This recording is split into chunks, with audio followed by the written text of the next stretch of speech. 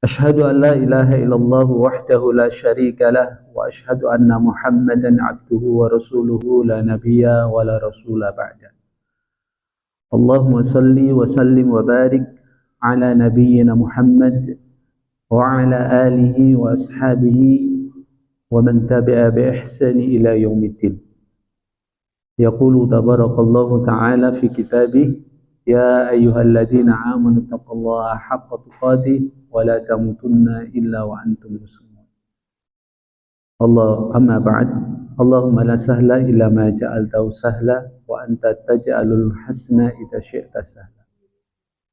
اللهم نعوذ بك من علم لا ينفع وفي قلب لا يخشع وفي النسب لا تسمع ومن دعوة لا يستجاب لها.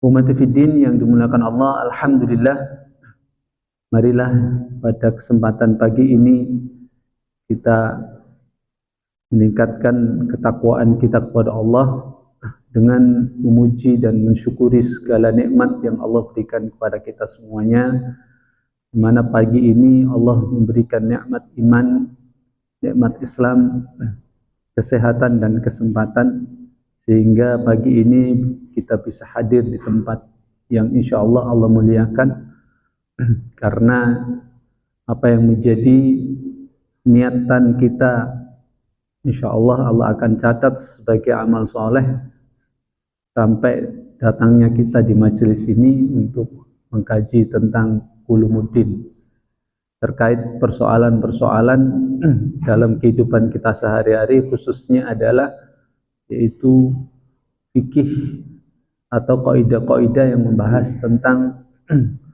kehidupan seorang muslimah di dalam menyempurnakan ibadah kepada Allah Subhanahu wa taala. Pada pagi ini kita akan membahas tentang masalah mustahadah, ya. Mustahadah atau darah istihadah. Kalau mustahadah adalah orang yang mengeluarkan darah dari kemaluannya disebabkan ada penyakit di dalam rahimnya,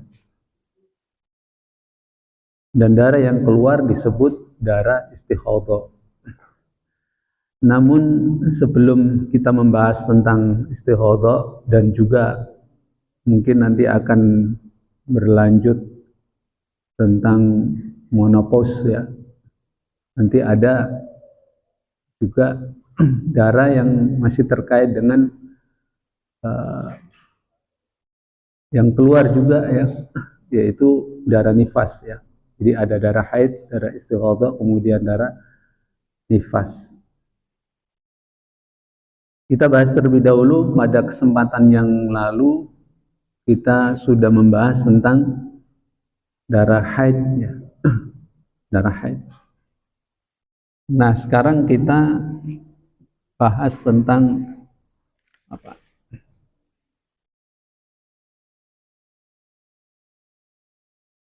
Tentang hukum-hukum berkenaan dengan wanita haid.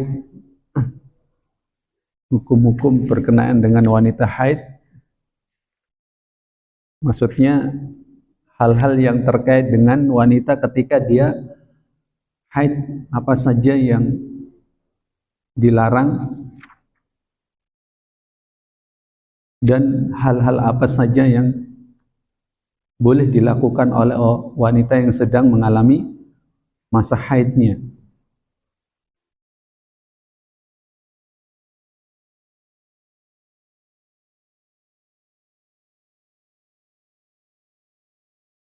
Yang pertama, nanti kita akan kompilasi dengan buku Minhajul Muslim, juga ada fikih wanita muslimah.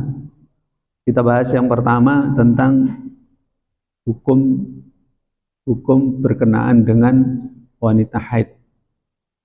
Yang pertama adalah bekas wanita haid, atau di sini dijelaskan bekas wanita haid, gitu ya.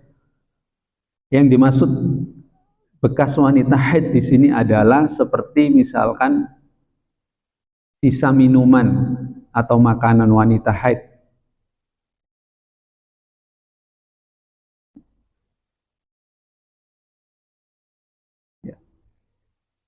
sisa minuman atau makanan wanita yang haid. Misalkan seorang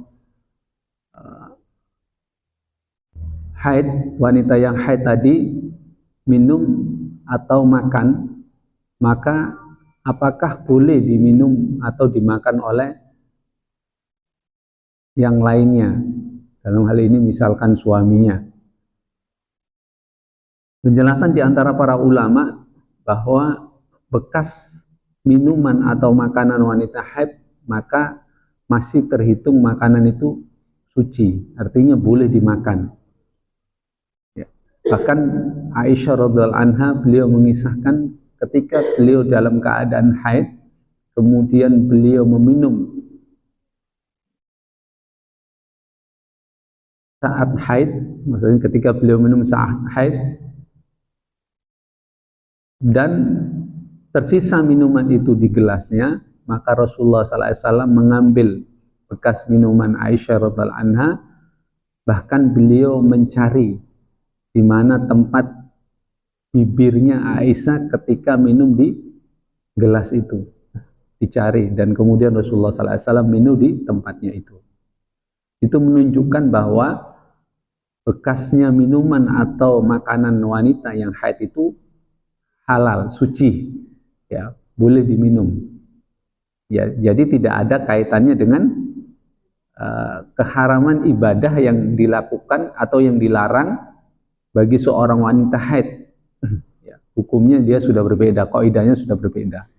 Jadi terkait makanan atau bekasnya, misalkan wanita haid itu dia pakai kain sarung misalkan, kemudian sarung yang bekasnya wanita yang haid tadi itu dipakai oleh orang lain, maka itu tidak mengapa selama kain itu tidak tersentuh darah, tidak tersentuh darah haidnya tadi itu. Apalagi sekarang ada alat yang membantu, ya, maksudnya dengan membalut dan sebagainya gitu kan, maka itu bisa terhindar dari darah yang mencecer atau keluar sehingga mengenai kain-kain yang lainnya. Tapi bisa tidak menutup kemungkinan juga, ya, karena mungkin terlalu banyaknya sehingga tidak bisa menampung pembalutnya kemudian keluar, misalkan begitu. Maka harus dibersihkan terlebih dahulu di mana daerah yang terkena darah itu. Kemudian di sini dijelaskan juga jadi sekali lagi saya sampaikan bahwa kesucian seorang wanita haid itu bukan makanan yang dimakan oleh wanita haid tadi itu masih tetap dalam kondisi suci, jadi masih boleh dimakan oleh yang lainnya. Jadi jangan takut, ya, jangan takut, wah ini bekasnya kamu kan haid nggak suci sehingga tertular makanan itu tidak suci atau minum itu tidak suci sehingga tidak boleh kita makan. Jadi itu menunjukkan kedekatannya bagaimana Rasulullah SAW menunjukkan rasa sayangnya, rasa cintanya kepada Aisyah radhiallahu anha, memperlakukan, ya, dengan suatu af'al, dengan perbuatannya, di mana Rasulullah SAW minum airnya bekas Aisyah radhiallahu anha itu di mana tempat bibirnya itu disentuhkan. Di situ Rasulullah SAW sentuhkan. Mungkin kalau kita kan jijik kan gitu kan, mana tempatnya kamu itu? Diputar lagi supaya tidak kena, gitu. Harus dicari gitu kan, dicari di situ. Itu menunjukkan ada suatu kesayangan, rasa sayang kepada Aisyah radhiyallahu anha. Kemudian yang kedua adalah darah haid. Darah haid. Darah haid ini dihukumi oleh para ulama yaitu hukumnya najis. Jadi darah haid ini hukumnya najis.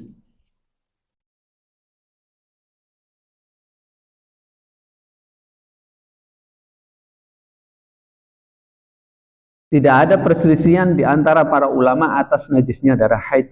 Para ulama berpedoman pada hadis Asma yang di dalamnya juga memuat cara membersihkan darah haid.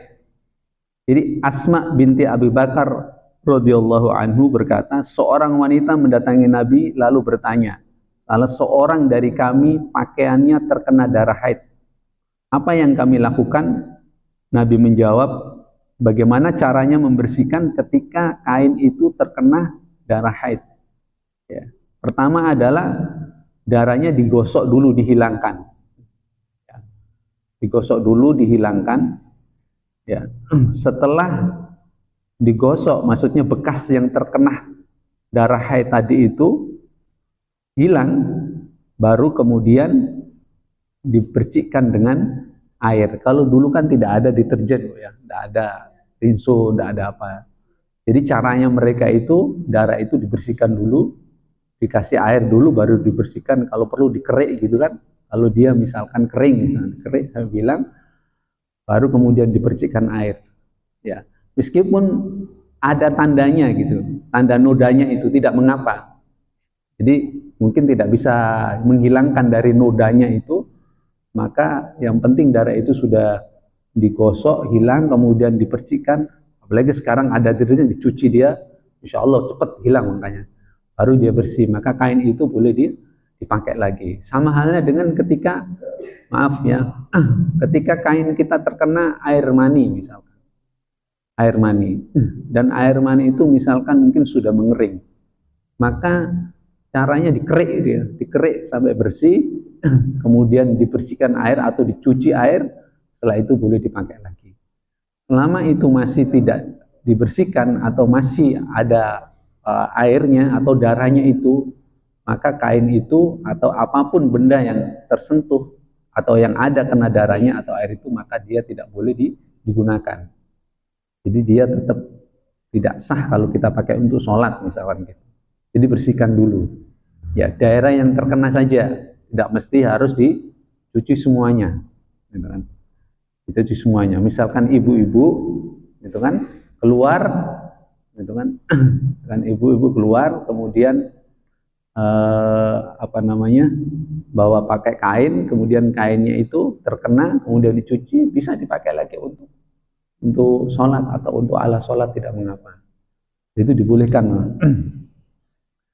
Nah, ibu-ibu yang dimuliakan Allah Subhanahu wa taala, syariat itu menunjukkan bahwa wajib hukumnya membersihkan darah haid yang mengenai pakaian, yaitu dengan cara mengeriknya agar hilang bekasnya, lalu digosok lagi dengan air, kemudian dicuci dengan air itu pada bagian yang terkena, sehingga betul-betul darah itu hilang, meskipun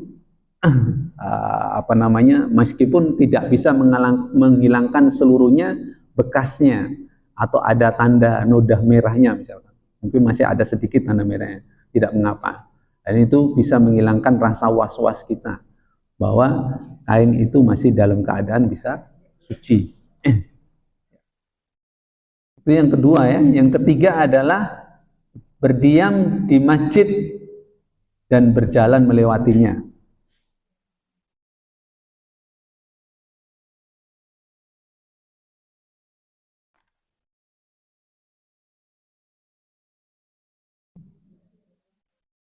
Ya, berdiam di masjid dan berjalan melewatinya.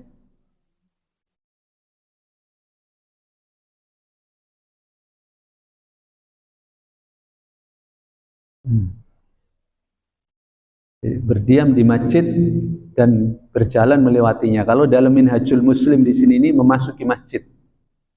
Memasuki masjid. Ya, dalam satu hadis Rasulullah SAW sabda, la uhillul masjida li haidin wala li junubin. La uhillul masjida li haidin wala li junubin. Aku tidak menghalalkan masjid untuk wanita haid dan orang-orang yang sedang dalam keadaan junub.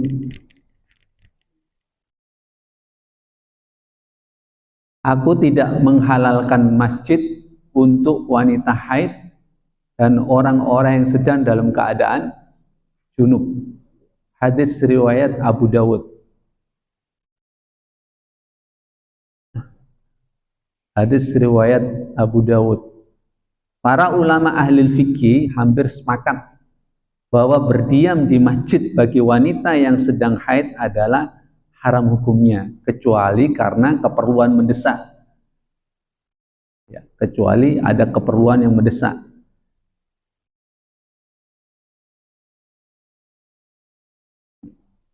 Jadi para ulama fikih sepakat bahwa wanita dilarang untuk berdiam di masjid kecuali ada keperluan yang sangat mendesak. Ini menunjukkan bagaimana ketika Rasulullah SAW memisahkan para wanita-wanita yang haid itu ketika sedang sholat Id misalkan.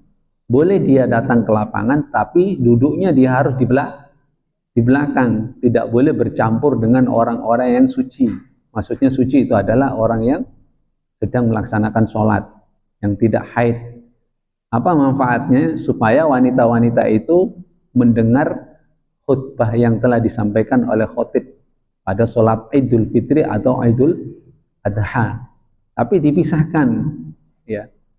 Jadi situ maksudnya adalah tempat masjid, berdiam dia di situ yang dikhawatirkan nanti darahnya itu bercecer. Ya, al-afu kalau dulu kan tidak ada alat-alat seperti hari sekarang ini ya. Jadi dikhawatirkan darahnya nanti tercecer di masjid itu menyebabkan masjid itu tidak suci lagi. Kecuali ada hal-hal yang keperluan yang mendesak. Salah satu diantaranya adalah jika seorang wanita, ini diantaranya ya, jika seorang wanita itu bisa menjaga untuk tidak keluar ketika dia haid maksudnya. Menjaga supaya darahnya itu tidak tercecer dan dipastikan aman. Misalnya kalau dia datang ke masjid taklim tidak mengapa. Karena majlis taklim itu bukan berdiam lama, hanya beberapa jam untuk mendengarkan ceramah, manfaatnya tadi. Tapi dia bisa memastikan bahwa darahnya tidak tercecer. Ya. Yang dikhawatirkan tuh dia tercecer, kan gitu, tercecer gitu.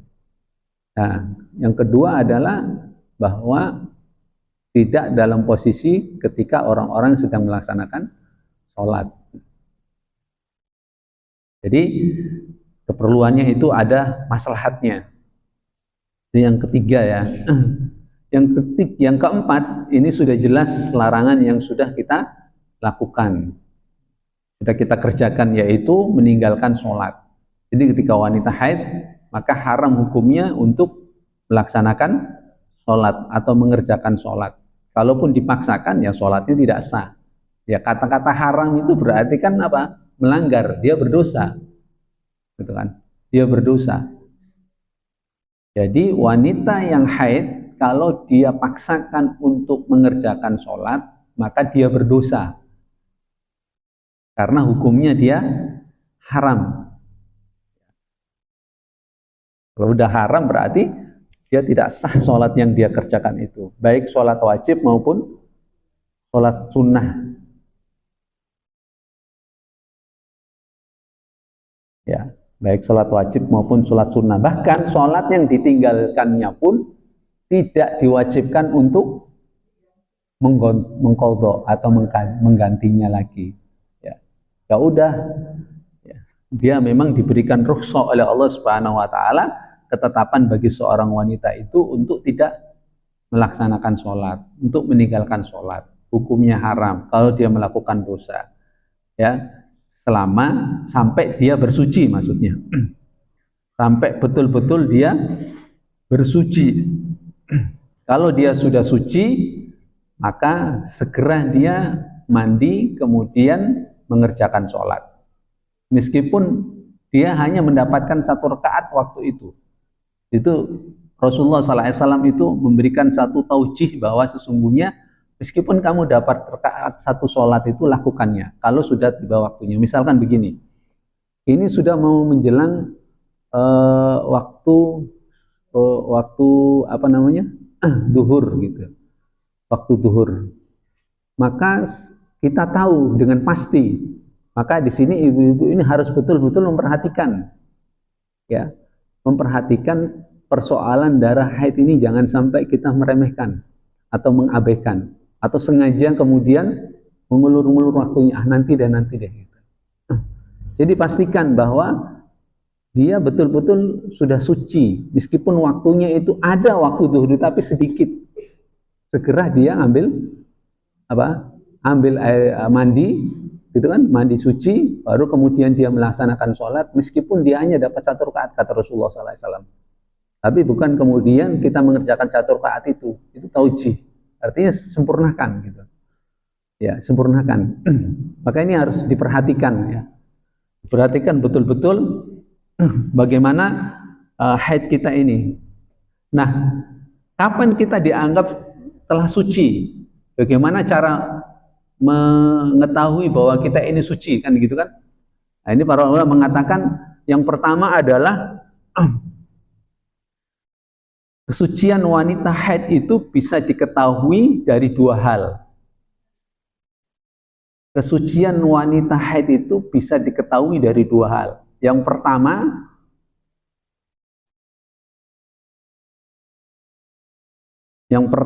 adalah cairan yang keluar itu setelah kesuciannya. Artinya betul-betul sudah tidak ada nudanya, tidak ada fleknya, sudah bersih. Sudah bersih. Itu yang pertama ya, cairan putih yang keluar setelah kesuciannya. Jadi setelah suci itu dianggap betul-betul dia bersih apabila yang keluar itu sudah cairan putihnya, sudah tidak ada lagi. Bagaimana caranya supaya kita tahu cairan yang keluar itu? Artinya bahwa di sini dijelaskan caranya dulu ketika Asma itu atau Rasul Aisyah mengajarkan kepada yang lainnya itu masukkan kapas misalkan. Masukkan kapas ke daerah vaginanya, kemudian mengeluarkannya dalam keadaan kering tanpa ada suatu darah apapun. Kalaupun ada cairan, maka cairannya itu dipastikan dia sudah putih. Baru itu dihukumi wanita itu sudah bersih, sudah suci. Ya, bersih, sudah suci. Maka dia harus mandi bersih. Ya.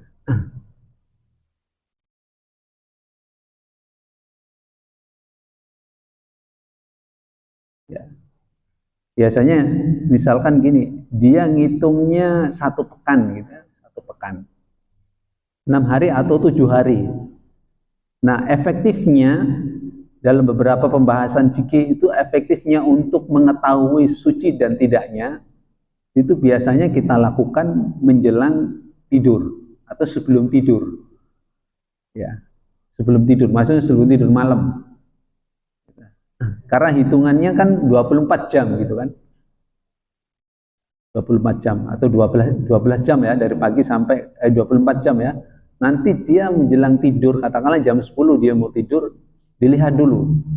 Kalau dia masih masih ada nodanya, maka dia belum bersih. Sehingga dia tunggu lagi besok paginya ketika dia bangunnya. Jangan jangan tunggu lagi nanti besok paginya dulu gitu, sehingga nanti kita kelolosan. Pastikan dulu bahwa oh hari ini saya menjelang tidur itu masih belum bersih, maka ditunggu lagi 24 jam lagi. Nah, ya, 1 kali 24 jam dilihat ya bersih lagi apa enggak gitu kan. Karena nanti terkait dengan kalau kita misalkan tidak lihat ketika menjelang tidur, nanti takutnya dia sebetulnya sudah bersih, tapi nganggapnya belum bersih sehingga nanti ketinggalan dia sholat subuhnya karena nganggapnya tadi itu. Jadi perhatikan ya. Intinya bahwa bagaimana kita tetap terjaga gitu ibadah sholat kita ini yang Allah berikan rukhsah kepada para wanita mustahidah, orang yang haid tadi itu.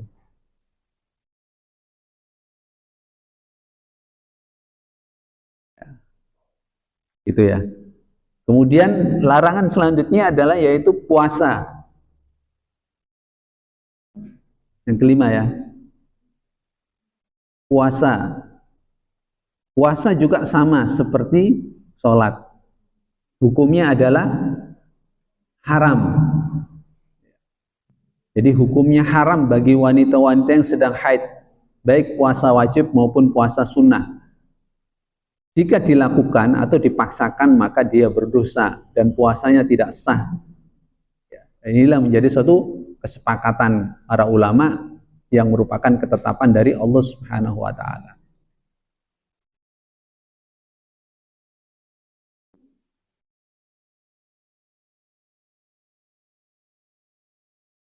Bedanya kalau tadi sholat tadi tidak diperintahkan untuk mengganti, sedangkan puasa yang ditinggalkan disebabkan karena haid tadi, maka harus diqadha, harus diganti di hari lain. Ya, berapa hari yang dia tinggalkan puasanya untuk tidak puasa tadi, maka dia harus mengganti di hari yang lain. Itu bedanya. Ya.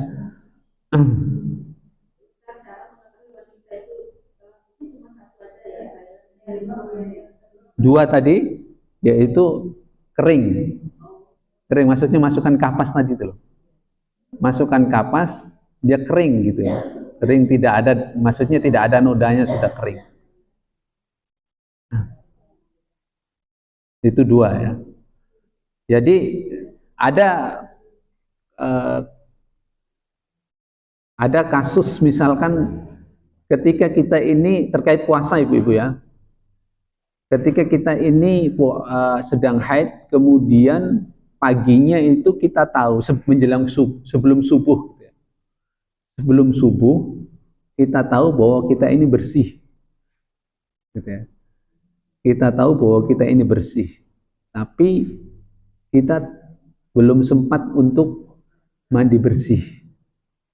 Maka dibolehkan wanita itu untuk berpuasa, niatkan puasa terlebih dahulu meskipun mandinya dibelakangkan, diakhirkan. Ya. Sebagaimana Rasulullah SAW ketika beliau berhubungan dengan istrinya dalam keadaan tidak junub, maksudnya beliau tetap berpuasa, kemudian beliau mandi junub. Ya. Jadi dia tetap dihitung sah. Gitu. Ya. Jadi tetap dihitung sah. Tidak mesti harus misalkan begini, ibu, ini waktunya sudah mepet, tapi ditahu bahwa dia ini sudah bersih, ya, sudah bersih gitu kan. Baru mandi dulu gitu kan. Mandi dulu nanti kehabisan waktunya. Jadi makan apa adanya, diusahakan bisa sahur. Kalaupun dia tidak sempat sahur, misalkan kelolosan dia tahu gitu kan.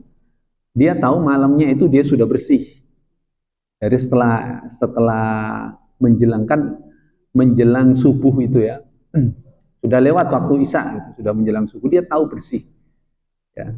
Tapi dia kemudian belum mandi atau kelolosan gitu kan, kelolosan, belum sahur, tapi dia sudah niat untuk berpuasa, tapi belum tidak sahur, ya kemudian juga belum mandi bersih, belum mandi suci, maka boleh dia melanjutkan untuk berpuasa, kemudian dia mandi bersih.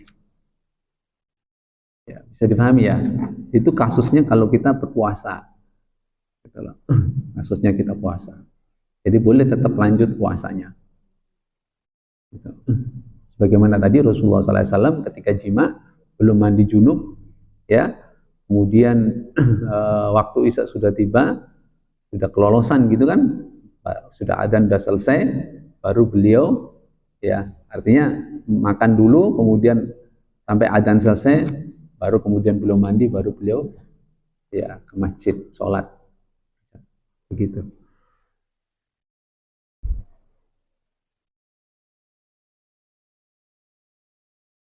Jadi pahami ya maksudnya ya. Jadi pahami ya. Jadi kalau antuna tahu malam itu sudah bersih, sudah betul-betul bersih gitu ya, sudah nggak ragu gitu loh, sudah tidak ragu bahwa saya bersih, cuma belum mandi kelolosan, ya, maka puasanya tetap dilanjutkan meskipun tidak sahur, baru kemudian dia mandi suci. Yang ke berapa? Yang keenam, membaca Al-Quran atau memegang mushaf. Membaca Al-Quran.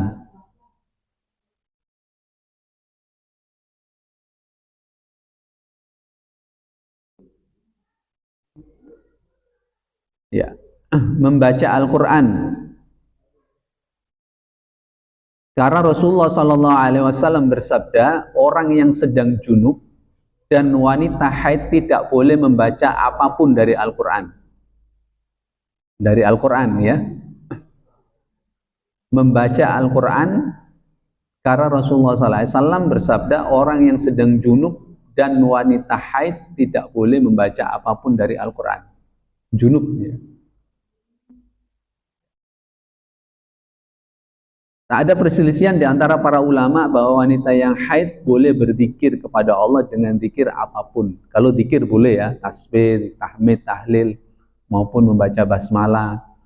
Baca basmalah itu misalkan, karena hadisnya mengatakan kullu amalin kullu dzibalin la yuqra'u kullu amalin la yuqra'u bismillah fa huwa aqta. Setiap amal yang dikerjakan tidak dibaca basmalah maka dia terputus, maksudnya tidak dianggap suatu amal ibadah. Maka dibolehkan ya berzikir, tahmid, tahlil ya. Wa aktsiruhunna bitahlil, dan perbanyaklah hunna di situ adalah ketika wanita-wanita dalam keadaan haid untuk memperbanyak zikir. Jadi ada zikir-zikir, baca takbir, tahlil, tahmid, subhanallah, itu kan, alhamdulillah, Allahu akbar misalkan. Atau ketika mengerjakan sesuatu amalan mengawali dengan bismillah, bismillah. Mengerjakan apa, mau masak bismillah, mau pakai baju sebagainya, mau berkendaraan dan yang lain, itu tidak mengapa. Karena itu masih dalam kategori zikir. Tapi bagaimana ketika dia membaca Al-Qur'an? Maka dilarang ya untuk memegangnya atau menyentuhnya. Itu maksudnya ya. Untuk memegang dan menyentuhnya. Kenapa? Karena Rasulullah tadi mengatakan orang yang sedang junub dan wanita haid tidak boleh membaca apapun dari Al-Quran. Jadi ibu-ibu kalau sedang haid tidak boleh membaca Al-Quran, membaca apapun dari Al-Quran. Maksudnya itu kaitannya dengan menyentuh. Ya. Kaitannya dengan menyentuh. Jadi kalau misalkan kita ini seorang wanita pengajar, seorang guru, atau sudah rutinitas kita membaca Al-Quran, ya, membaca Al-Quran misalkan, boleh kita baca Al-Quran itu, tapi jangan sampai disentuh. Jangan sampai disentuh. Memang sih ada satu ayat mengatakan la yamassuhu ilal mutahharun, tidak boleh menyentuhnya kecuali orang-orang bersuci. Bersuci di situ itu para ulama mengatakan yang pertama adalah sucinya itu adalah yaitu batasannya antara muslim dan kafir. Artinya batasan muslim dan kafir itu dikatakan tidak suci itu ketika dia dalam keadaan kafir. Itu tidak dikatakan suci. Sehingga orang-orang kafir ya tidak boleh menyentuh Al-Quran karena Al-Quran itu adalah suci. Sedangkan orang-orang Islam itu memang dia suci, dengan syahadatnya dia suci, dengan wudunya dan amaliat yang lainnya. Gitu. Cuma ketika dia haid tadi itu, maka dia tidak boleh menyentuhnya, boleh membacanya dengan sekarang media misalkan, media alat, misalkan caranya dia membaca kemudian dia menggunakan alas supaya dia tidak bersentuhan langsung dengan mushaf tadi, dengan Al-Quran tadi. Nah, boleh dia, atau mungkin lewat media konten yang ada di dalam HP misalkan, boleh, atau misalkan dia mendengarkan tidak membaca misalkan, tapi dia mendengarkan, dia setel murotal misalkan. Insya Allah dengan setel murotal itu dia mendapatkan pahala sebagaimana dia membaca Al-Quran dalam kondisi seperti itu. Ya, jadi wanita yang sedang haid itu ya tetap ya mendapatkan peluang dia untuk melakukan suatu amal-amal yang lain. Di antaranya adalah tadi Rasulullah katakan fa'aksiruhunna bitahlil, ya, wa tasbih wa tahmid, perbanyaklah untuk berzikir kepada Allah Subhanahu wa taala. Ya, kalau kalian tidak bisa berinteraksi untuk menyentuh langsung Al-Qur'an, boleh antuna atau para wanita menyetel kaset-kaset tadi itu. Ya, untuk mendengarkannya, insya Allah pahalanya sama. Nah, yang dimaksud di sini adalah mushaf, ya, mushaf betul-betul Al-Qur'an gitu. Itu tidak boleh disentuh. Nah, kemudian ada pendapat yang lain mengatakan menurut sebagian ulama boleh bagi wanita haid membaca Al-Quran secara hafalan atau melihat dengan tanpa memegang mushaf. Ya, jadi hafalan. Misalnya begini, beliau hafidhoh atau punya hafalan, gitu kan? Kemudian beliau takrir, ya. Dia tikror, ngulang bacaannya, dia menghafal Al-Quran itu tanpa dia membaca Al-Quran, dia hafalannya diulang terus. Atau dia memegangnya, melihat Al-Quran tanpa megang, maksudnya melihat Al-Quran tanpa megang itu ya mungkin disuruh siapa bukain dulu kan baru dibaca gitu. Nah, kemudian di sini jelaskan contoh misalkan cara meletakkan mushaf di depannya tanpa menyentuhnya secara langsung atau memakai alat bantu. Alat bantu seperti misalkan apa? Sarung tangan atau memakai alat bantu yang lainnya itu boleh. Apa kaitannya di sini? Kaitannya di sini tadi apa yang saya sampaikan tadi la yamassul mutahharun itu adalah kaitannya dengan kesucian antara orang kafir dengan orang muslim. Jadi orang muslim itu sebetulnya sudah masuk Islam itu sudah suci gitu ya. Sudah suci. Makanya ketika dia bersahadat itu kan disuruh disucikan dulu, dimandikan kan? Ya, jadi orang non muslim atau orang kafir masuk Islam setelah dia bersahadat baru kemudian dimandikan dia. Ya, dimandikan, dibersihkan. Ya, dalam secara Islam. Ya, sehingga ketika dia masih belum bersahadat dianggapnya kotor, tidak suci. Nah, itu terkait itu, bukan terkait dengan wanita haid. Ya, bukan terkait dengan wanita haid. Jadi sehingga wanita haid itu masih boleh untuk dekat dengan Al-Qur'an. Gitu. Untuk dekat dengan Al-Qur'an. Untuk berinteraksi menyentuh Al-Qur'an boleh, tetapi dengan media tadi itu, alat bantu seperti sarung tangan atau kain misalkan ya, kain ya, baru kemudian dibukakan.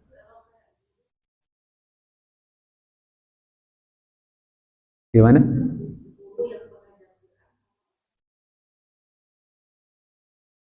Makanya harus pakai alat bantu tadi. Iya, kayak sarung tangan tadi. Atau kain, kan bisa kan. Mungkin kain apa gitu kan, pakai buka. Itu. Atau alat bantu tadi itu. Iqra itu bukan Al-Quran. Bukan. Tidak apa-apa kalau itu. Tidak apa-apa. Jadi tidak terdapat dalil secara syar'i, secara sharih, secara jelas melarang wanita haid membaca Al-Quran atau memegang mushaf.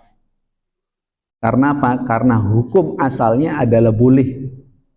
Tapi sebagian ini ulama-ulama tadi itu menunjukkan tentang adab penghormatan kita terhadap Al-Quran, bahwa Al-Quran itu adalah duhur, dia suci gitu. Saya musul motor, makanya disunahkan disunahkan di antara adab ketika membaca Al-Quran adalah salah satunya adalah berwudu gitulah. Berwudu itu adab, ya itu adab. Jadi kalau nas yang secara sore itu enggak, ya kalau ayat tadi itu terkait dengan kafir dan muslim. Nas secara sore yang menunjukkan tentang tidak bolehnya itu. Nah, begitu.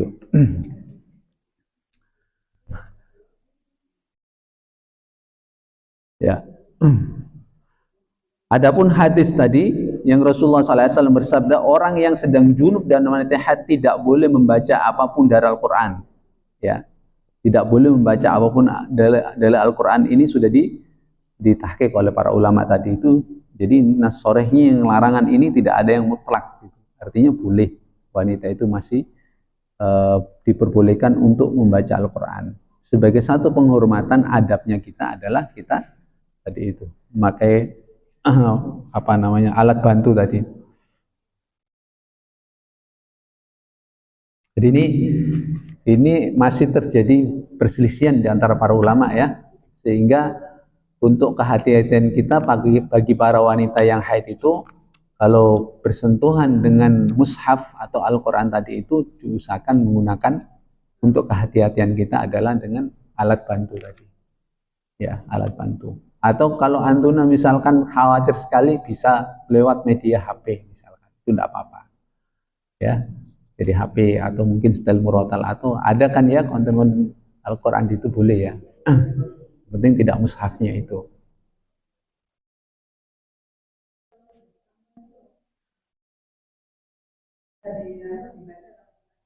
Gimana?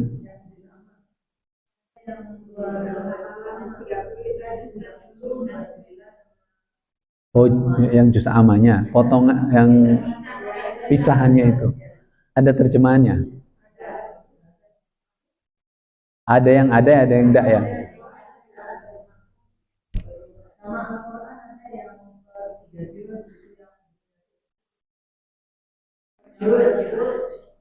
Ya tetap itu kan Al-Quran namanya. Tetap itu Al-Quran tetap kan, cuma dipisah aja kan. Bisa tetap Al-Quran. Yang tidak itu dianggap misalkan ada terjemahannya, itu masih boleh ya. Ya.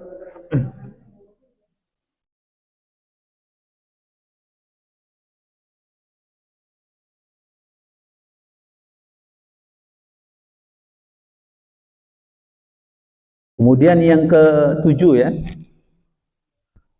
yaitu larangan berikutnya adalah larangan tawaf di Ka'bah. Tawaf di Ka'bah.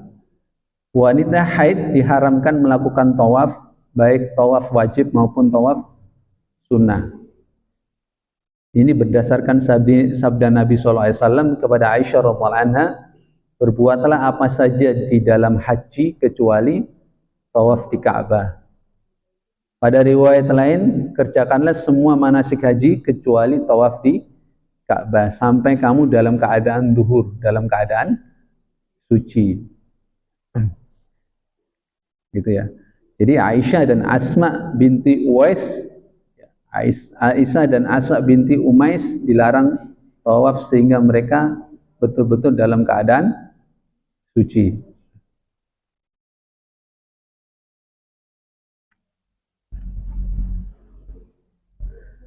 Yang ke-8,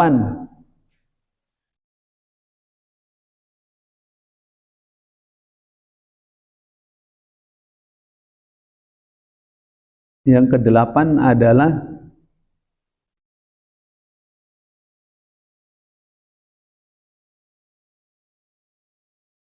bercumbu dengan wanita haid.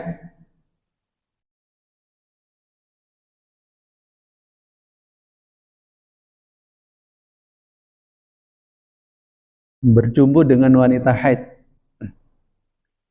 Adapun bersenggama dalam kemaluan pada saat istirahat, hukumnya adalah haram. Berdasarkan dalil nas Al-Quran, yas'alunaka 'anil haidi. Mereka bertanya kepadamu tentang haid. Katakanlah haid itu adalah suatu yang kotor. Oleh sebab itu hendaklah kamu menjauhkan diri dari wanita pada waktu haid, dan janganlah kamu mendekati mereka sebelum mereka suci. Apabila mereka telah suci, maka campurilah mereka itu tempat yang diperintahkan Allah kepadamu. Sesungguhnya Allah menyukai orang-orang yang taubat dan menyukai orang-orang yang mensucikan diri. Ini dalam surah Al-Baqarah ayat 222.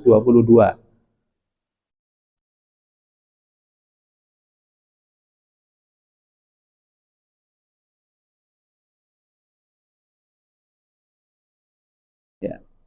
Jadi maksudnya di sini adalah, maksudnya itu apa? Berhubungan badan ya. Berhubungan badan.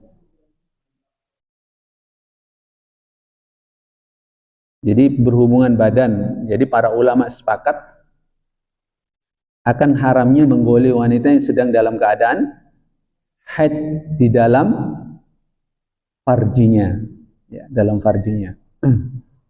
Jadi tidak boleh ya.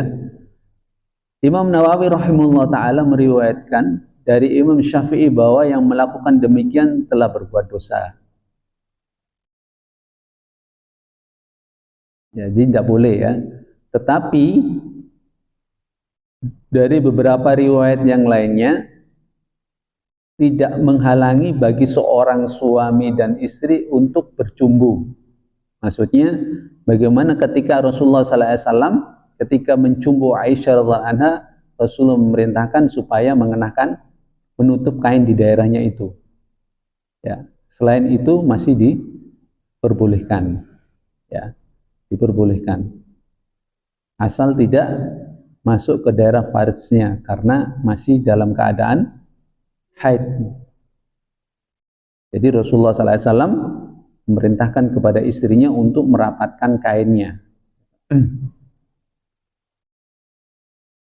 Jadi boleh ya, boleh berjumbu tapi tidak boleh berhubungan, maksudnya berhubungan dengan farjnya tadi ya. Silakan mau berjumbu dengan cara-cara yang lain itu masih dibolehkan.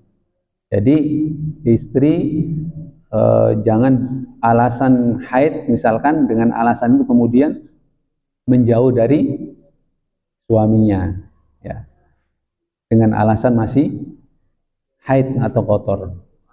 Jadi tetap sebagaimana Rasulullah SAW juga masih tidur bersama para istri-istrinya yang haid, bahkan beliau juga mencumbu istri-istrinya dalam keadaan haid. Dan Rasulullah SAW laki-laki yang paling kuat, gitu loh, yang paling kuat untuk menahan, ya, yang paling kuat menahan, sehingga Rasulullah SAW itu dekat dengan istri-istrinya. Nah, yang dikhawatirkan oleh kita kan laki-laki sekarang kan tidak kuat gitu kan. Rasulullah SAW kuat menahan nafsunya. Makanya tadi ibu-ibu yang dimulai SWT kayaknya dikuatkan ya. Jadi boleh melakukan dengan cara yang lainnya. Cumbu, mencium dan yang lain sebagainya. Kemudian yang ke-9, bisa dipahami ya? Yang 9 yaitu perceraian atau cerai.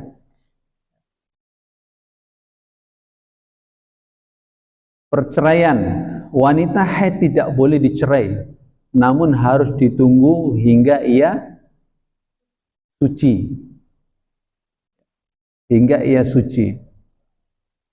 Dan sebelum digauli. Karena diriwayatkan bahwa Abdullah bin Umar radhiyallahu anhu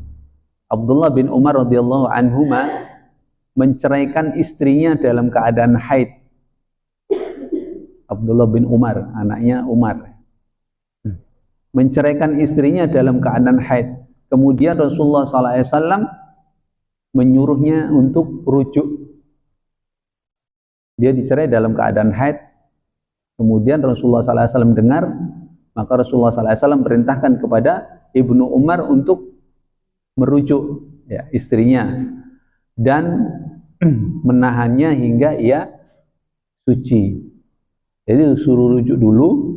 Misalkan seorang laki-laki mau menceraikan istrinya, ternyata istrinya dalam keadaan haid, sudah ada niatan mau menceraikan. Ya, pokoknya sudah sepakat mau cerai gitu kan, dah kita cerai. Tapi istrinya haid, tidak boleh dicerai dalam keadaan haid. Tadi tunggu dia suci dan tidak digauli. Ya, tunggu dia suci dan tidak digauli. Kenapa tidak boleh digauli? Karena nanti kalau digauli harus nunggu masa haid lagi, gitu kan? Harus menunggu mana haid lagi. Dikhawatirkan ketika dia menggauli itu nanti jadi janin. Jadi suci, ketika dia suci dan tidak digauli, ya, baru diceraikan. Jangan tunggu dia suci digauli lagi, setelah digauli diceraikan, tidak boleh. Ya, karena nanti untuk menentukan masa idahnya, ya nanti kalau hamil. Nah, kalau hamil bagaimana? Kan tidak boleh kan? Jadi pastikan bahwa wanita itu dalam keadaan dia betul-betul suci, baru kemudian dicerai, baru jatuh, tidak digauli, baru dia jatuh talaknya. Berapa lama masanya? Masa idahnya 3 kali suci, ya, 3 kali suci. Jadi 3 kali suci itu sudah dipastikan bahwa wanita ini sudah betul-betul bersih, gitu. Nggak ada jejaknya laki-laki atau mantan suaminya tadi itu, sudah bersih. Jadi ketika dia masa idah selesai, dia boleh menikah dengan laki-laki yang lain, gitu. Jadi secara umum haram hukumnya mencerai istri yang sedang haid berdasarkan firman Allah Subhanahu wa taala dalam surah At-Tolak ayat 1. Ya, dalam surah At-Tolak ayat 1. Fatalikuhunna li'iddatihinna. maka hendaklah kamu ceraikan mereka pada waktu mereka dapat menghadapi iddahnya yang wajar. Iddahnya yang wajar itu adalah yaitu ketika 3 kali masa suci. Kalau kita misalkan mau menggoli lagi, itu akan memberatkan wanita yang kita ceraikan. Nanti lama dia masa iddahnya panjang, nunggu lagi dia haid lagi kan sebulan lagi kan? Ya, sebulan lagi. Sementara terhitungnya dia terhitungnya masa iddahnya itu kalau sudah suci. Kalau tadi sudah digauli kan habis masa sebulan itu harus tunggu suci baru jatuh, mulai masa iddahnya terhitung ketika sucinya tadi. Gitu.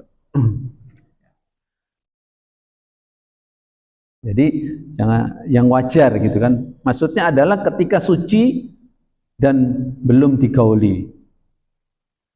Ya, ketika suci dan belum digauli. Enggak? Itu tadi satu athar dari sahabat yaitu Abdullah bin Umar ketika mencerai istrinya dalam keadaan haid, maka Rasulullah SAW perintahkan untuk rujuk, ya, untuk rujuk. Rujuk pun tidak boleh kan menggaulikan karena dalam posisi ya haid kan gitu kan.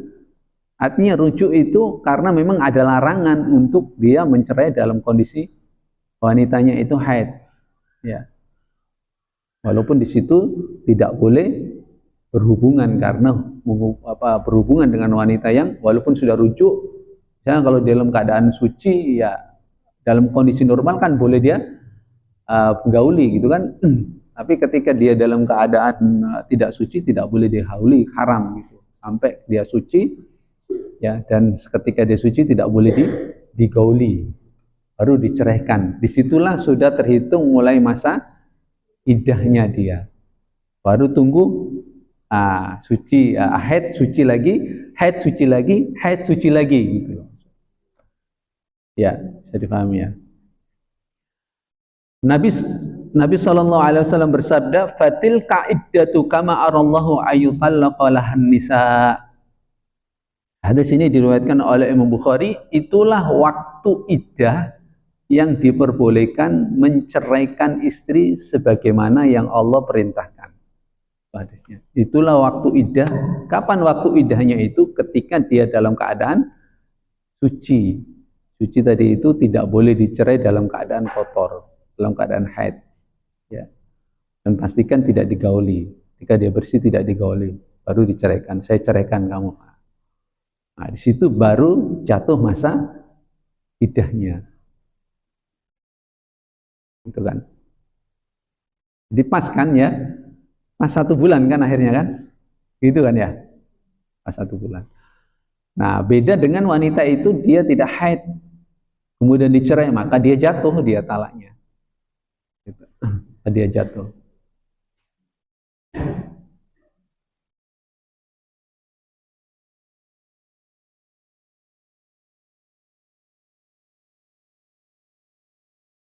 Ya. Begitu juga kasus yang sama, misalkan wanita yang sedang, tadi kan kasusnya dicerai gitu kan. Nah, wanita bagaimana yang sedang wanita yang meminta khulu kepada suaminya sedang dia dalam keadaan haid juga tidak boleh. Ya. Jadi istri minta cerai atau khulu. Jika istri minta cerai karena buruknya perlakuan suami, perlakuan suami lalu dia diceraikan oleh suami pada waktu haid, maka hal ini ya tidak diperbolehkan. Jadi masih ada masih ada perbedaan pendapat para ulama tentang yang khulu ini ya. Kalau madorotnya dia lebih besar misalkan. Madorotnya lebih besar, maka suami boleh menentukan kalau madorotnya lebih besar. Jadi sama halnya seperti itu ya. Jadi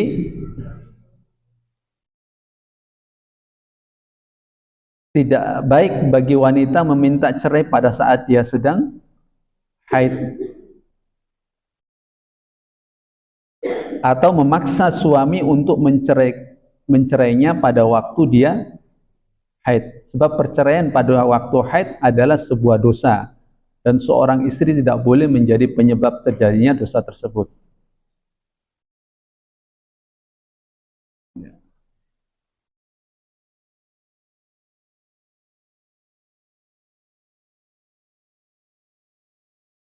Ya, itu ya.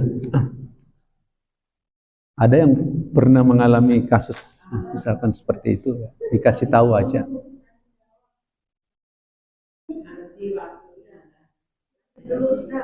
Ya, lanjut dulu. Bukti terbebasnya dari kehamilan. Yang keberapa tadi? Ya, ini pelan-pelan aja Bu ya, nggak apa-apa ya.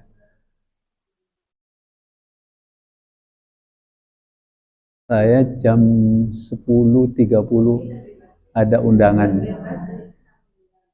Ya, nanti sampai jam 11 lah. Terbukti terbebas dari kehamilan.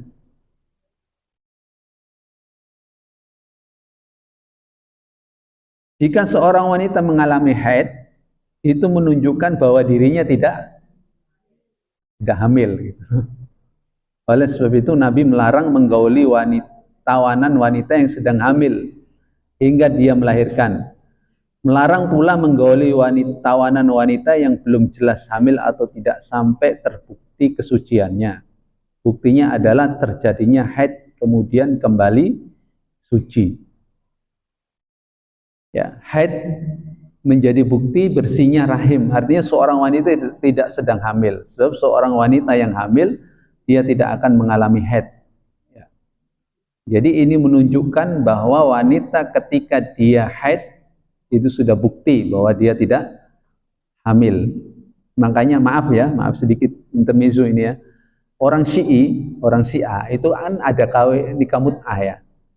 Nikah mut'ah. Mata tuka saya kawin kamu kontrak gitu, kawin kontrak usbu'ain bimaharin Quran misalkan. Saya nikah kamu sepekan gitu kan dengan mahar Al-Qur'an. Dan tidak perlu menghadirkan walinya dia, wali nasabnya, cukup wali imamnya saja. Ya, tak perlu gitu. Semakin dia banyak nikah mut'ah, itu nanti dapat derajat lagi. Ada keyakinan akidahnya seperti itu dibangun. Ya, nanti derajatnya seperti Imam Ali, Husain kayak Ali kayak gitu-gitu deh. Jadi memang wanitanya bercadar-cadar gitu kan. Orang Syiah itu bercadar gitu. Tapi itu akidahnya dia gitu. Akidahnya meyakini kalau sama seperti kita nih, ya, kalau mengerjakan ini karena keyakinan ada motivasi kan gitu kan. Kamu kalau kerjaan ini pahalanya sekian. Nah itu ada keyakinannya kalau kamu mut'ah sekian pahalanya seperti ini, sehingga mereka semangat untuk nikah mut'ah. Jadi nikah mut'ah. Gitu. Tapi anaknya jelas, ya. Kalau aturannya gitu kan. Misalkan dia nikah sama si fulan ini ya sepekan gitu. Nanti ditunggu dia boleh mut'ah lagi, tapi tunggu dulu ketika dia sudah suci gitu. Nah, persoalan nanti anaknya lahir ini anak siapa kan gitu. Apa namanya nanti bagaimana kan bisa jadi dia banyak anak dari bapak yang lain-lain. Bulan ini bisa punya anak dari ini, bulan berikutnya bisa punya anak dari bapak ini. Itu akidahnya dia, kesesatannya orang Syiah, nikah mut'ah. Ya. Jadi boleh wanita itu nikah mut'ah berkali-kali pada laki-laki yang lain tanpa wali nasabnya, cukup imamnya aja. Karena imamnya itu sama dengan ya wali nasabnya dia. Nah, itu sesatnya ya, sesatnya. Jadi untuk membuktikan bahwa wanita itu tidak hamil adalah dia haid. Dia haid itu. Ya sama dengan kita kan, hamil apa tidak kan gitu dia. Kita tunggu aja dan gitu. Hamil apa tidak kita tunggu. Kalau dia haid berarti dia tidak hamil, gitu kan, aman kan gitu. Yang ke-11 adalah terkait dengan mandi.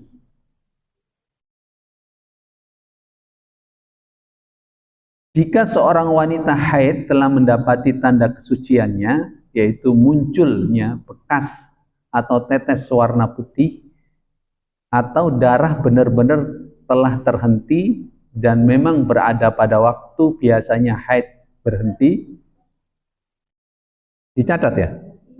Oh gitu. Jika seorang wanita haid telah mendapati tanda kesuciannya,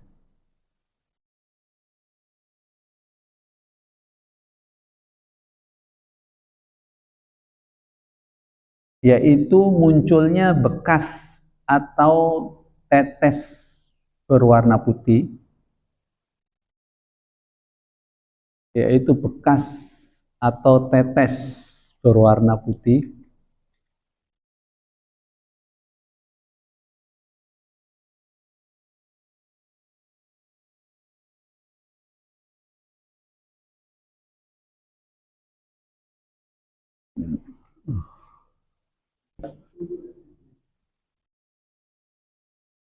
atau darah benar-benar telah berhenti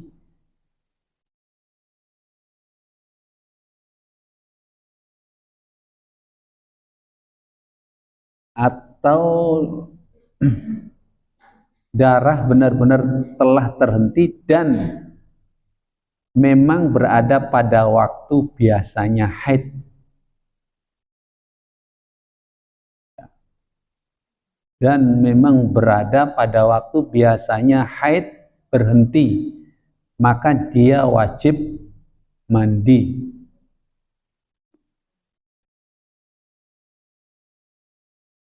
Maka dia wajib mandi. Nah, gitu ya. Nah ini kadang-kadang begini Bu, biasanya memang ikutan tanggalnya itu ukuran kita kan 6 sampai 7. Diketahuinya mulai dari dia 1 hari atau sebelum 15 hari. Nah, bagi apa istilahnya di sini itu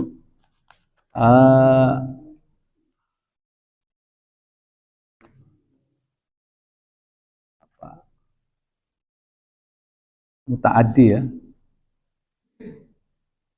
Di sini. Di sini ada istilahnya mubtadaah. Mubtadaah itu adalah wanita yang baru pernah mengalami haid gitu. Baru mengalami haid kan dia tidak tahu nih. Siklus belum mengalami siklusnya. Kan gitu kan. Maka hitungannya itu 6 sampai 7 hari.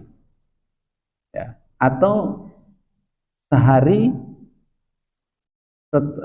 setelah sehari atau sebelum hari ke-15 tadi itu. Karena dia tidak punya waktu siklusnya, dia belum tahu, ya itu bisa ditentukan dari tadi itu. Atau mumayyiz itu membedakan darah, makanya dia harus tahu dia kriteria darah haid dengan darah yang bukan haid. Darah haid itu darah dari rahim, kalau dari darah istihadah itu darah dikarenakan ada gangguan di dalam rahim kita, penyakit gitu. Harus diketahui tanda-tandanya. Itu terkait dengan mubtada. Adapun orang yang dia sudah muqtada itu dia sudah artinya sudah punya rutinitas siklus haidnya. Ya, punya rutinitas siklus haidnya, maka biasanya saya itu biasanya bersih sekitar 6 atau 7 hari, udah bersih sudah itu. Nah, kemudian dipastikan lagi, dilihat sudah tidak keluar lagi. Ya udah yakin sudah, langsung mandi. Jangan ditunggu lagi. Sudah bersih, saya tunggu lagi deh. Ya, sehari dulu, siapa tahu keluar lagi. Nggak boleh seperti itu. Karena dia sudah punya kebiasaan rutin gitu. Kebiasaan rutin tadi itu. Ya. Muqtada itu yang sudah punya siklusnya. Ini juga menunjukkan nanti tentang monopause juga nanti ya. Monopause itu ya. Monopause itu juga Rasulullah beberapa para ulama mengatakan seperti Syekh Utsaimin kemudian Syekh Islam Taimiyah memang tidak ada batasan. Ya, tidak ada batasan, intinya bahwa darah yang keluar dari rahim itu supaya kita tahu bahwa darah yang keluar itu ada ciri-cirinya kan?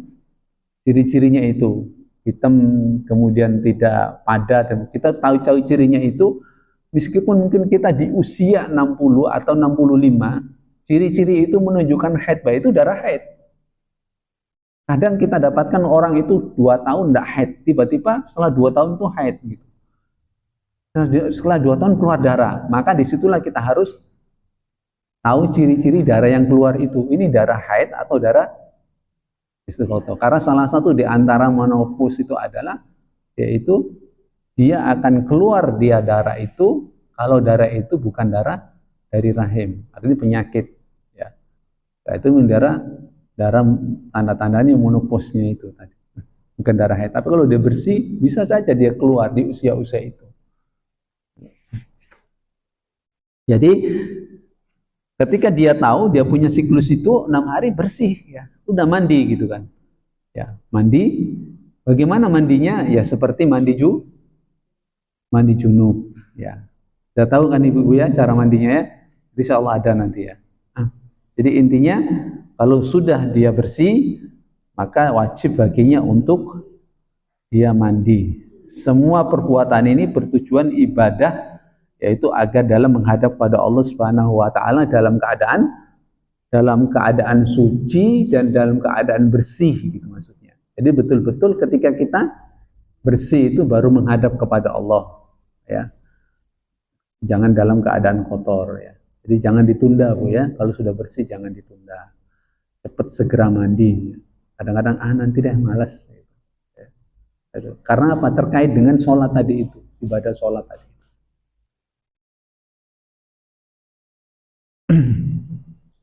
Nah, hal-hal yang dibolehkan ketika haid. Ini ada ya. Apa saja yang dibolehkan bagi wanita yang haid?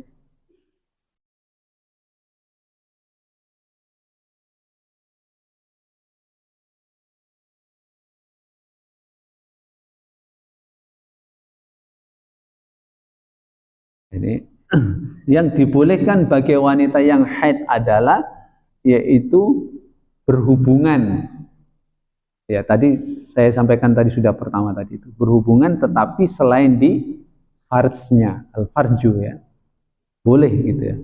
Kata Rasulullah SAW bersabda, isna'u kulla syai'in illa nikah. Nikah di sini itu nikah itu adalah berjima ya. Tahu berjima? Memasukkan ember ke dalam sumur. Itu maksudnya ya. Memasukkan ember ke dalam sumur. Ya. Itu tidak boleh yang itu aja. Selain daripada itu isna'u, terserah katanya. Kata Rasulullah SAW, isna'u kulla syai'in. Kerjakan apa saja yang kalian mau, kecuali nikah, kecuali berhubungan sebagaimana suami istri yang seperti ember, misalkan ember itu masukkan ke dalam sumur, itu tidak boleh. Ya, di luar itu semuanya boleh. Ya, paham Ibu? Yang kedua adalah zikir. Tadi sudah disampaikan, fa'aksiruhun nabi bitakbir wa tahlil wa tahmid. Perbanyaklah berzikir. Jadi boleh kita berzikir, termasuk tadi itu kalau kita berbicara tentang zikir ya, lalu para ulama mengatakan afdhulu dzikri tilawatul Quran. Seutama-utama atau seafdol-afdol zikir itu adalah tilawatul Quran. Kalau ada kata afdol itu berarti amalan itu paling utama. Bahwa amalan itu pahalanya sangat besar.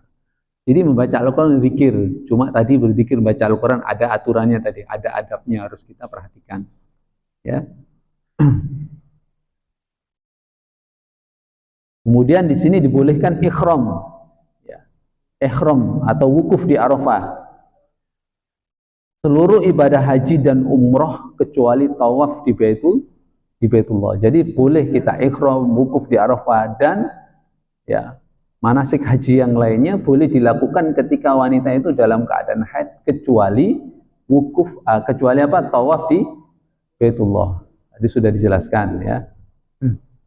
Kerjakan saja apa yang dikerjakan orang-orang yang berhaji, namun engkau jangan tawaf di Baitullah hatta duhur, sehingga dalam keadaan suci, muttafaqun alaih. Yang keempat,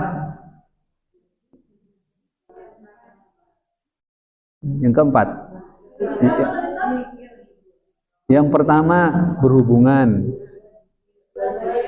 kedua zikir, ketiga ihram. Ihram. Ihram. Ya, di situ itu bukan ihram aja, ihram wukuf di Arafah dan seluruh ibadah yang terkait dengan manasik haji itu boleh dilakukan kecuali tawaf di Baitullah. Gitu ya. Yang keempat, makan minum bersama wanita haid. Boleh ya.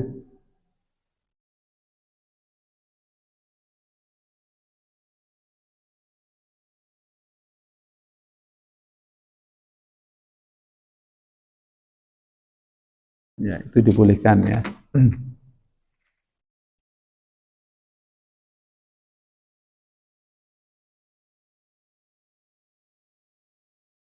Sudah? Jelas ya? Jadi, insya Allah sudah jelas tuh. Sekarang tentang istikhadah. Iya, istikhadah.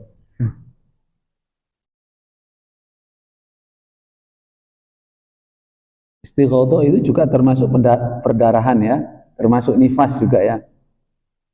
Pas.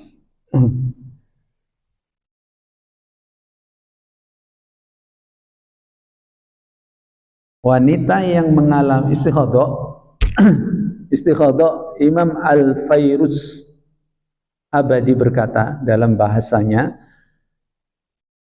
wanita yang mengalami istikhadah, wanita yang mengalami istikhadah, besok ini ada ujiannya ini kayaknya.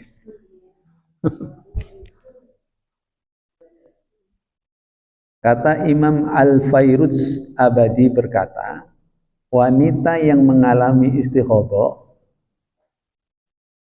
adalah yang keluar darahnya bukan dari haid.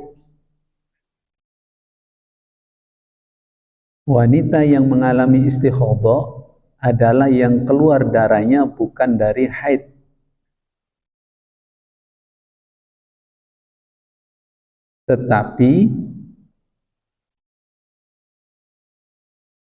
Tetapi karena urat rahim yang sakit,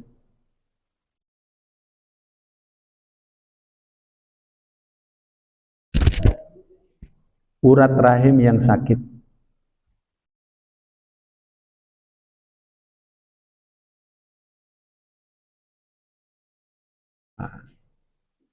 sedangkan Imam Ibnu Muflih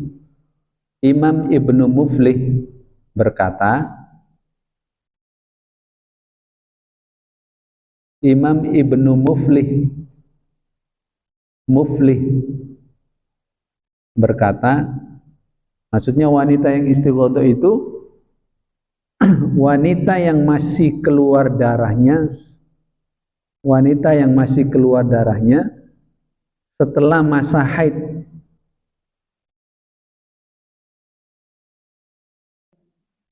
Wanita yang keluar darahnya setelah masa haid.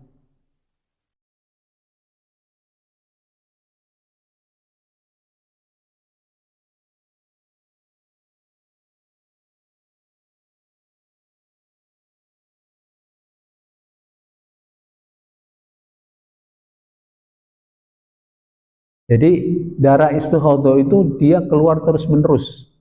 Kadang terjeda sebentar keluar lagi, terjeda sebentar keluar lagi.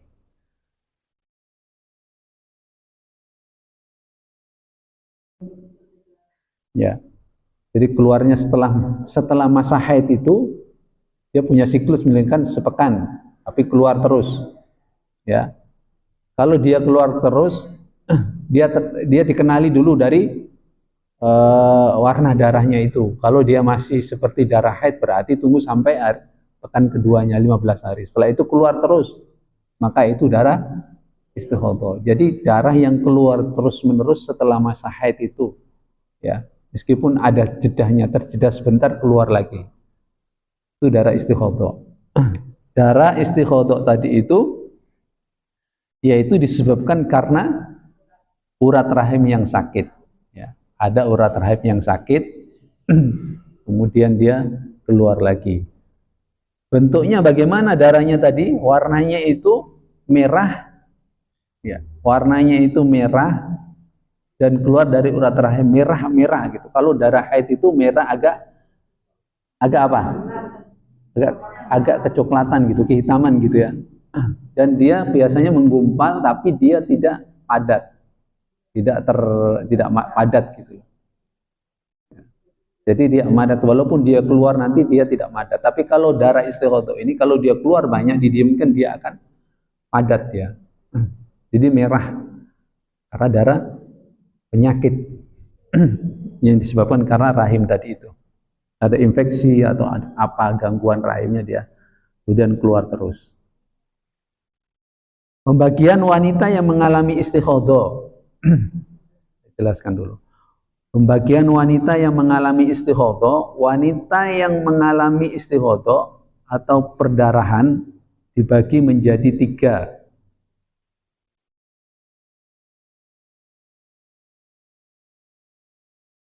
Dibagi menjadi 3. Wanita pemula, wanita yang kedua wanita biasa, dan yang ketiga adalah yang pertama wanita pemula, yang kedua wanita biasa, dan yang ketiga wanita yang belum jelas. Belum jelas ini. Nanti ada penjelasannya ya.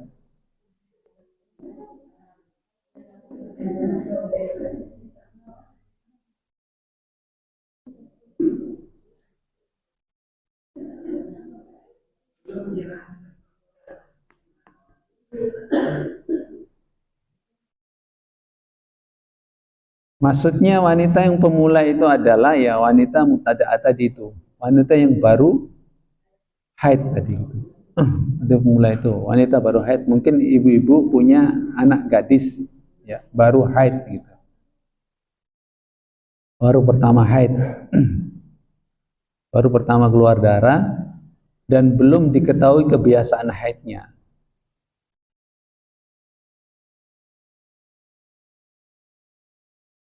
Bagaimana untuk mengetahuinya? Maka untuk mengetahuinya adalah batasannya diukur maksimal masa berlangsungnya haid.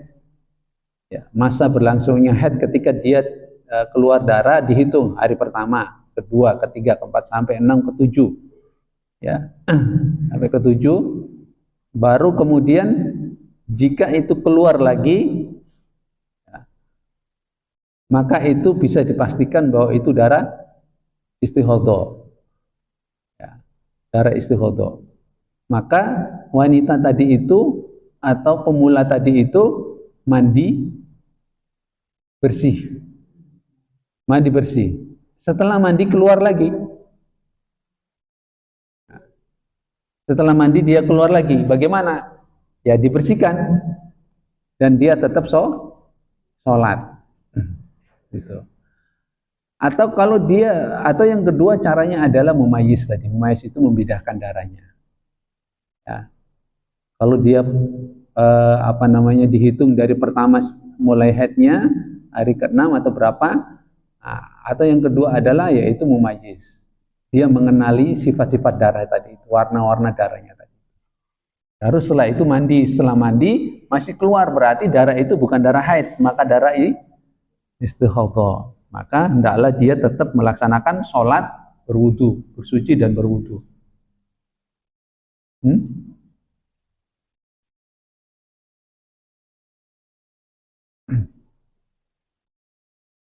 Dia diperbolehkan untuk sholat. Bagaimana caranya? Kalau dia masih keluar, maka dia menutup ya, farsnya tadi itu dengan pembalut atau dengan kapas. Meskipun dia keluar, maksudnya gini, ketika dia melaksanakan sholat, dia bersuci dulu, dia wudhu, bukan mandi, dia wudhu, baru dia sholat. Tapi darahnya nggak berhenti. Bagaimana caranya? Ya dia tutup dengan kapas tadi itu supaya dia tidak keluar. Baru dia sholat gitu. Setelah sholat selesai. Ketika dia mau sholat lagi, wudhu lagi, bersuci lagi gitu. keluar bersuci lagi, bersihkan lagi, baru bersuci lagi, sholat lagi, begitu terus sampai betul-betul dia bersih. Jadi istighodo itu tidak menghalangi orang untuk melaksanakan sholat dan puasa. Tetap kalau mau ya, kalau tidak berat misalkan ya mandi juga lebih baik. Tapi supaya tidak memberatkan maka dicukupkan untuk wudhu jadi.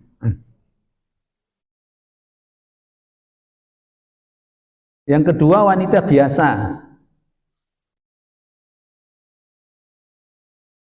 Wanita biasa yaitu wanita yang telah mengetahui kebiasaannya haid, wanita biasa.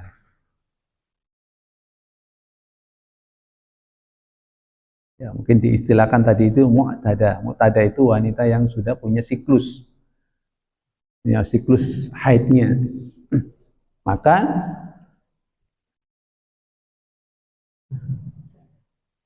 wanita yang telah mengetahui kebiasaan haidnya, kapan biasa mulai haid dan kapan berhentinya. Bagi wanita ini, darah yang keluar diukur dengan batas maksimal masa haid. Jadi wanita biasa yaitu wanita yang telah mengetahui kebiasaannya haid, kapan biasa mulai haid dan kapan berhentinya. Bagi wanita ini, darah yang keluar diukur dengan batas maksimal masa haidnya. Batas maksimal masa haidnya berapa? Berapa misalkan? 15 hari ya. Misalkan gitu, maksimal gitu. Yang rutin itu biasanya 7 hari. Ya, itu normal itu ya, 7 hari.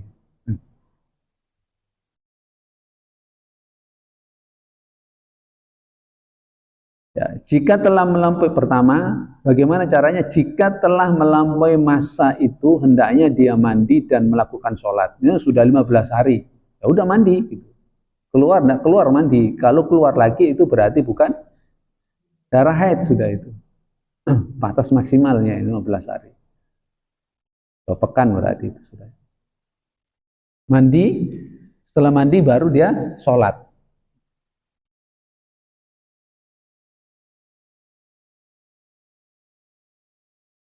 Gitu ya, dari mandi. Jika darah belum melampaui batas maksimal, maka itu tetap dihitung darah apa? Darah haid. Itu wanita yang sudah punya siklus tadi, itu wanita biasa.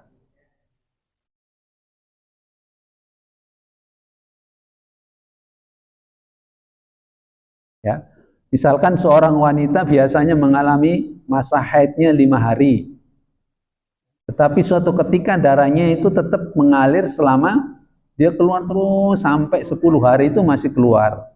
Hari yang ke-10 itu tetap dihitung darah haidnya sebelum batas maksimal.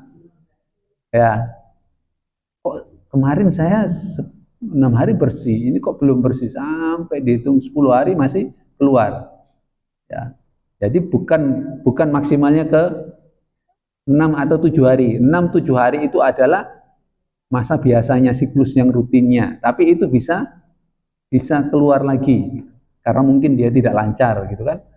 Tidak lancar keluarnya sehingga makan waktu lagi 10 hari. Gitu kan, 10 hari bersih mandi gitu kan, itu 10 hari masih keluar lancar sampai batas maksimal. Maksimal ini para ulama sepakat yaitu 15 hari, sehari atau sampai diketahuinya sehari sampai 15 hari. Kalau sudah 15 hari mandi, sudah mandi bersih, sudah sholat, kalau keluar lagi itu berarti darah istihadhah.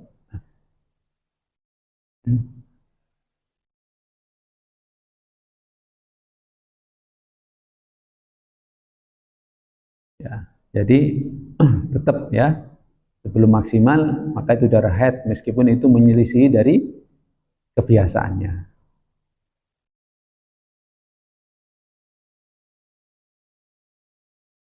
Yang ketiga, wanita yang belum jelas.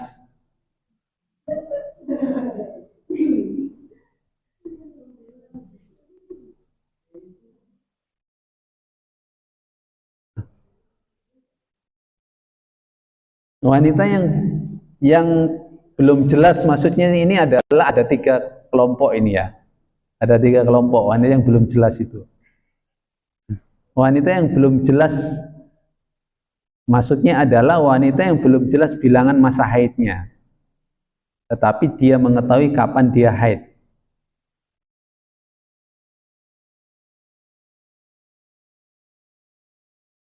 Wanita yang belum jelas bilangan masa haidnya. Dia tahu ini saya sedang haid, tapi dia tidak tahu bilangan haidnya itu berapa saya ini gitu kan. Maka orang seperti ini bagaimana cara mengetahui dia haid atau istihadah? Dia harus mengenali dulu darahnya, ciri-ciri darah, warna-warna darahnya. Ya, jadi dia bisa memayis tadi itu.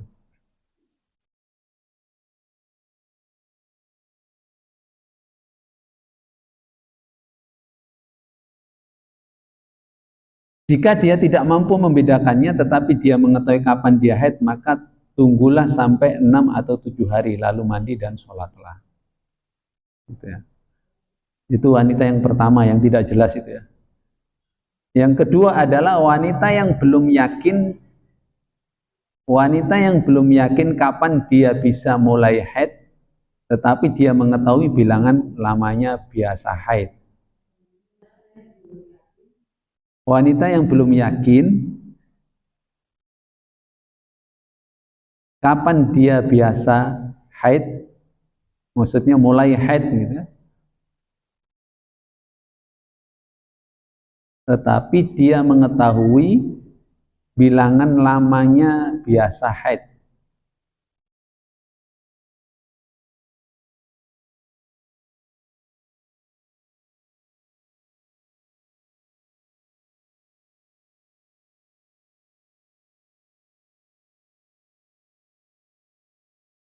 Ya. Mulainya nggak tahu, tapi dia tahu bilangannya. Ya kan? Saya itu kapan mulainya ya? Mulainya kapan gitu? Tapi dia tahu biasanya saya itu sekian hari kan gitu kan. Tapi kapan mulainya ya gitu kan. Bingung dia. Ada yang gitu nggak? Ada, karena dia tidak memperhatikan gitu kan. Jadwal-jadwalnya itu. Ya. Saya itu tahu biasanya saya itu sekian hari, tapi ngitungnya dari mana saya lupa kapan mulainya gitu. Nah itu tadi wanita tidak jelas. Bagaimana itu? Maka jika dia mampu membedakan darah, maka dia tidak sholat sebagaimana biasa haidnya. Jika dia mampu membedakan darahnya, ini mumayyiz ya, artinya di situ dia bisa membedakan darahnya, maka dia tidak sholat sebagaimana kebiasaan haidnya, maka dia tidak sholat sebagaimana kebiasaan haidnya. Ini kan terkait dengan istihadah tadi ya, istihadah tadi itu.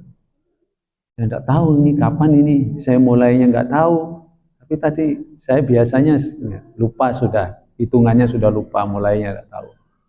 Nah, tapi dia bisa bedakan, oh kayaknya masih ini ciri-cirinya darah haid, berarti saya masih haid, tidak boleh sholat. Nah, yang kedua, jika dia tidak mampu membedakan darahnya, maka dia tidak sholat. Jika dia tidak mampu membedakan darahnya, maka dia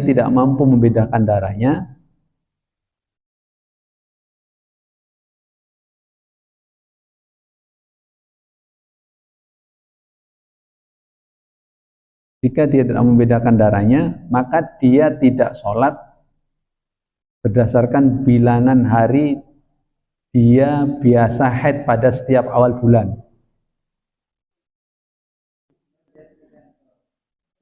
berdasarkan bilangan hari,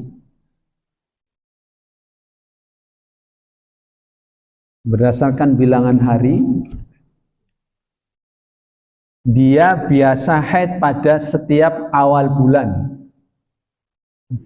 Dia biasa haid pada setiap awal bulan. Jadi tahu aja, oh awal bulan kayaknya ini kira-kira kayak begitu.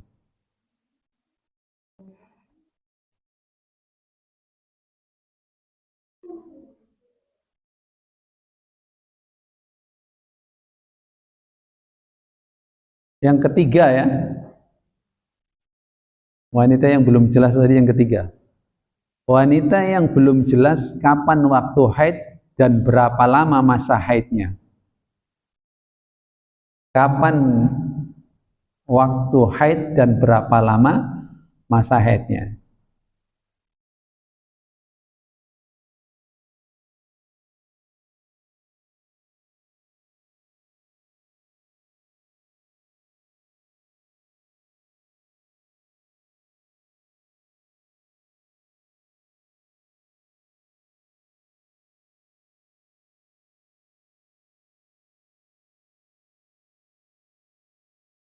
Wanita yang belum jelas kapan waktu haid dan berapa lama masa haidnya. Ini kan kadang-kadang ada yang kejadian-kejadian seperti ini ya. Dia tidak bisa menentukan kapan haidnya dia datang. Rubah-rubah sudah kayak gitu. Rubah-rubah. Kemudian masa lama haidnya juga dia tidak tahu gitu. Maka untuk memudahkannya tetap tadi seorang wanita yang dalam kondisi atau posisi seperti itu tetap dia harus mengutamakan membedakan darahnya tadi. Jika dia tidak mampu membedakan darahnya, maka dia menghitungnya setiap awal bulan saja dari 6 sampai 7 hari. Karena Allah biasanya memberikan ketentuan atau ketetapan seorang wanita haid itu ketika ya masanya itu 6 sampai 7 hari. Setelah itu mandi dan baru boleh melakukan sholat. Ya. Bagi wanita yang mengalami istighatsah apapun kondisinya, dia tetap wajib untuk sholat. Tapi harus diawali terlebih dahulu dengan bersuci. Bersuci itu boleh wudu tadi, dengan wudu.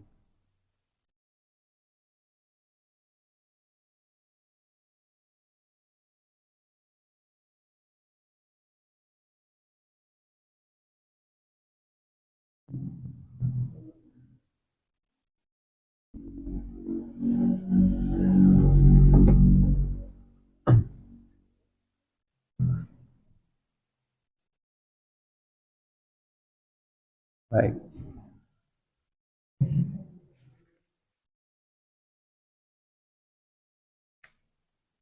Sedikit tentang nifas, Bu ya. Ini masih ada kaitannya dengan darah yang keluar. Nifas secara bahasa berarti proses persalinan seorang wanita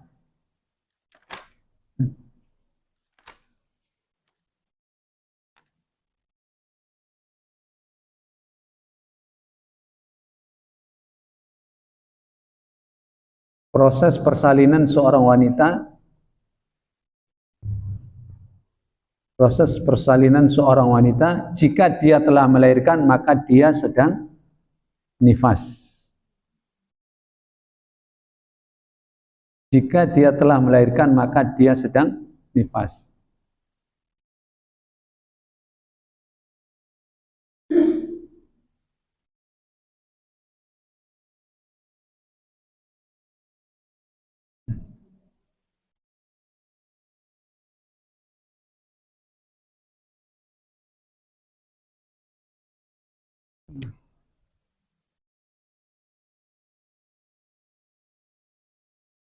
Adapun secara istilah, nifas adalah darah yang keluar. Secara istilah adalah darah yang keluar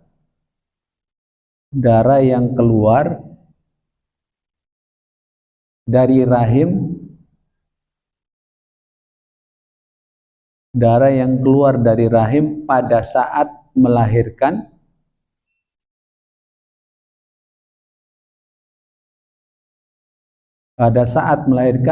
dan sesudahnya selama waktu tertentu.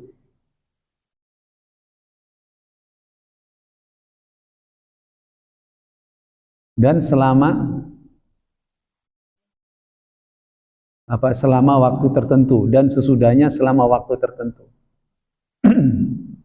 Bagaimana orang yang sedang sesar? Apakah tetap mengalami nifas? Ya tetap. Ya, tetap. Ada ibu-ibu yang pernah melahirkan, misalkan, maka darah yang keluar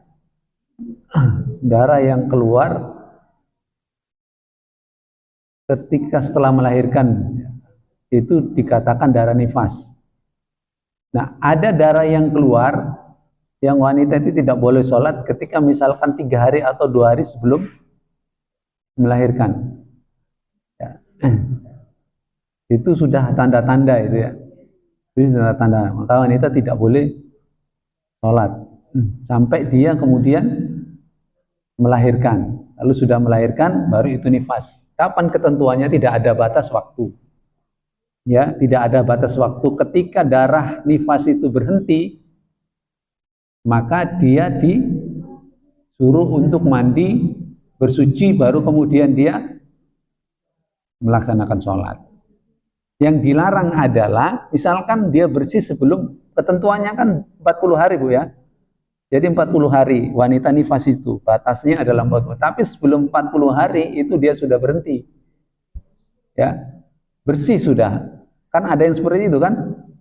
Ada wanita yang cepat bersihnya setelah melahirkan itu. Ya, setelah bersih dia mandi, baru dia sholat.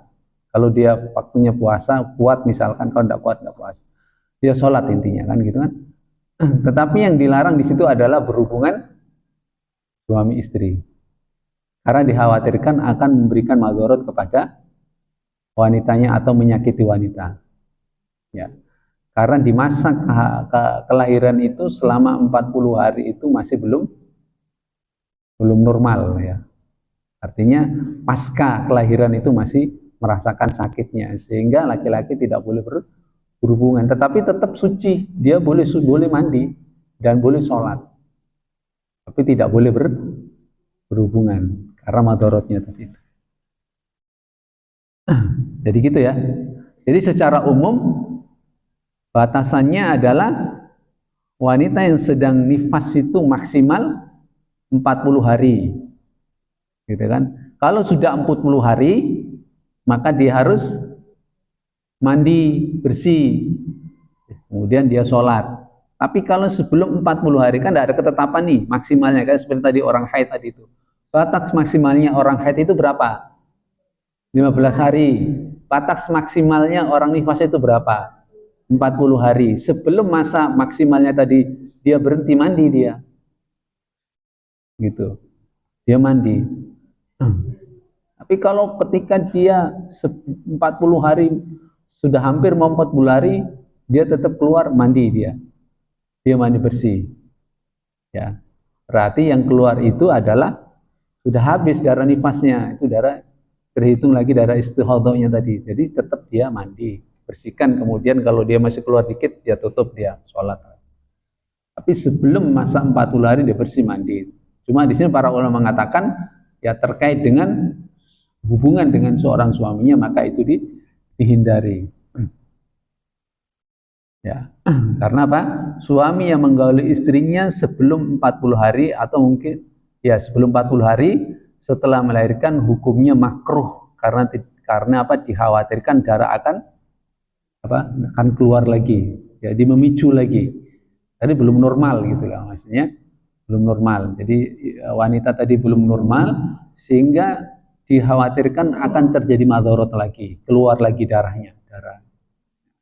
Jadi nggak boleh. Kalau sudah 40 hari lewat baru boleh. Jangan begini, saya sudah bersih. Alasan dengan itu bersih sebelum 40 hari kemudian berhubungan. Nah, itu bahayanya ya. Akan ada madharat. Sehingga para ulama menghindari akan hal itu.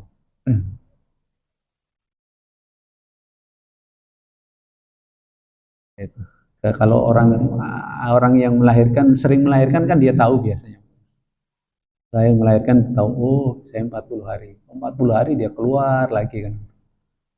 Biasanya bersih sudah 40 hari.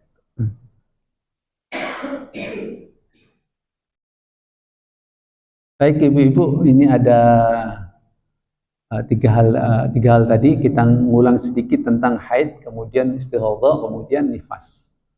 Ya, kemudian nifas. Ya, nanti insya Allah kita bahas sedikit tentang besok kita bahas tentang menopause, kemudian bagaimana tata cara mandi junub ya, insya Allah. Ada yang ditanyakan ibu? Silakan. Baik, kita tutup dulu ya, ada rekaman. Demikian mudah-mudahan apa yang kita bahas pada kesempatan pagi ini bermanfaat bagi kita semuanya. Semoga apa yang kita pelajari tadi bisa menjadikan referensi untuk ibu-ibu sekalian, terutama adalah dalam masalah istighadah, kemudian nifas, ya, juga haid. Kurang lebihnya saya mohon maaf bila ada salahnya dari saya pribadi, dan saya beristighfar kepada Allah Subhanahu. Bila ada benarnya ya hanya datangnya dari Allah Subhanahu wa taala. Marilah kita akhiri majelis ini sama-sama baca kafaratul majelis. Subhanallah wa bihamdika asyhadu an la ilaha illa anta astaghfiruka wa atubu ilaik wa akhiru da'wana alhamdulillahirabbil alamin. Assalamualaikum warahmatullahi wabarakatuh.